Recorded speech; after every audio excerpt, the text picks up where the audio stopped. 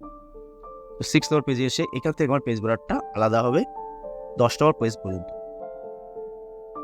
নমস্কার বন্ধুরা, আমি সুবল, আর আপনারা দেখছেন এডুটেক সিজন। এখানে আমরা নিয়মিত কম্পিউটার কোর্সের উপরে ট্রেনিং দিয়ে থাকি এবং সেই রিলেটেড ভিডিও আপলোড করে থাকি। চলুন শুরু করা যাক আজকের টপিক।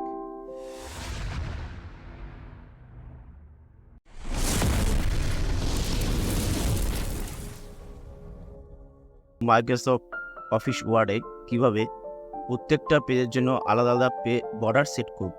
প্রত্যেকটা পেজ আলাদা হবে আর প্রত্যেকটা পেজের জন্য আলাদা আলাদা বর্ডার। কীভাবে আমরা এটা সেট করব, কীভাবে এটা আমরা অ্যাপ্লাই করব, চলো শুরু করা যাক।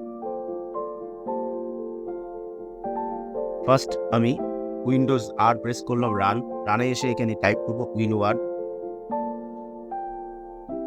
এন্টার। এখান থেকে ব্ল্যাঙ্ক ডকুমেন্ট সিলেক্ট করলাম, করার পরে ফার্স্ট আমাকে এখানে আসতে হবে ডিজাইন। আর যাদের অফিস 7 বা অফিস 10 আছে, আমার এখানে আমি অফিস 2021 ব্যবহার করছি, সেই জন্য আমার এখানে পেজ বর্ডারটা যেটা আছে, পেজ বর্ডারটা ডিজাইনের মধ্যে শো করবে, কিন্তু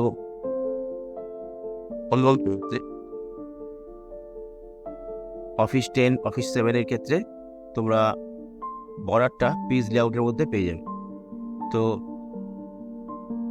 আমি এখানে ডিজাইনে আসবো, আসার পরে পেজ বর্ডার সিলেক্ট করলাম। এখান থেকে আমি একটা পেজ বর্ডার সিলেক্ট করে নিচ্ছি, স্টাইল থেকে পেজ বর্ডার স্টাইল। এখান থেকে ডবল বর্ডার দিয়ে একটা পেজ বর্ডার সিলেক্ট করলাম। আর যেটা মাথায় রাখতে হবে সেটা হচ্ছে অ্যাপ্লাই টু অপশন থেকে আমাকে দিস সেকশন নিতে হবে। দিস সেকশন নেওয়ার পরে জাস্ট ওকে করে দেবো। তো দেখতে পাচ্ছি এখানে একটা পেজ বর্ডার চলে এসে, পেজটাকে আমি একটু জুম আউট করে নিলাম বোঝার সুবিধার জন্য। তো এখান থেকে আমি নেক্সট 5টা পেজ দেবো সেম বর্ডারে। তো দেখতে পাচ্ছি এখানে স্ট্যাটাস বারে পেজ 5 of 5 শো করছে। তো যখন আমি নেক্সট পেজে আসবো 6 নাম্বার পেজে, সেখান থেকে 6 থেকে মনে করলাম 10 পর্যন্ত আমি অন্য ধরনের পেজ বর্ডার দেবো। সেক্ষেত্রে আমাকে এখানে ব্রেক করে নিতে হবে, পেজটাকে ব্রেক করব। সেই জন্য কোথায় যাব, তার জন্য আমাকে যেতে হবে এখানে লেআউট আসার পর ব্রেক থেকে এখানে আসবো নেক্সট পেজ। আর তোমাদের যারা উইন্ডোজ 7 বা 10 ব্যবহার করছো তাদের ক্ষেত্রে এখানে পেজ লেআউট আসবে, তার মধ্যে ব্রেক পেয়ে যাবে।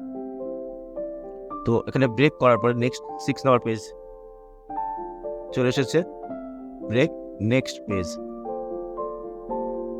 স্ট্যাটাস বারে আমরা দেখতে পাচ্ছি 6 of 6 পেজ দেখাচ্ছে। 6 নাম্বার পেজে আমরা কাজটাকে রাখবো। আমি একটু জুম ইন করে নিলাম পেজটাকে। 6 নম্বর পেজে এসে এখান থেকে আমার পেজ বর্ডারটা আলাদা হবে 10 নম্বর পেজ পর্যন্ত। তো চলো দেখি কীভাবে একটা আলাদা পেজ সেট আপ করে নিচ্ছি। তো তার জন্য আমাকে ডিজাইনে আসবো, ডিজাইনে আসার পরে এখান থেকে পেজ বর্ডার, এখান থেকে একটু ডিফারেন্ট পেজ বর্ডার নিচ্ছি আর্ট অপশান থেকে। আমরা এখান থেকে পেজটাকে বর্ডার একটু অন্য ধরনের বর্ডার সিলেক্ট করলাম। এখানে হোয়াইটটাকে কমানোর জন্য পয়েন্ট কমিয়ে দিলাম।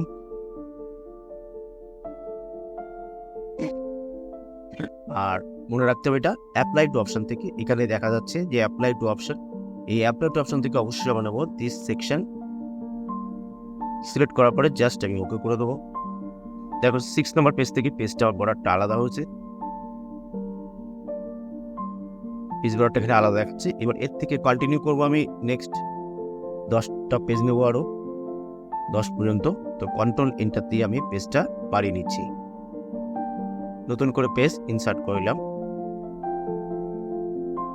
ওকে, তাহলে ক্লিয়ার। তো স্ট্যাটাস বারে দেখতে পাচ্ছি 10 of 10। এখানে আমরা যেটা দেখে নিচ্ছি, দেখো এখানে পেজগুলো কিন্তু আলাদা হয়েছে, পেজ বর্ডারটা কিন্তু আলাদা হয়েছে। নেক্সট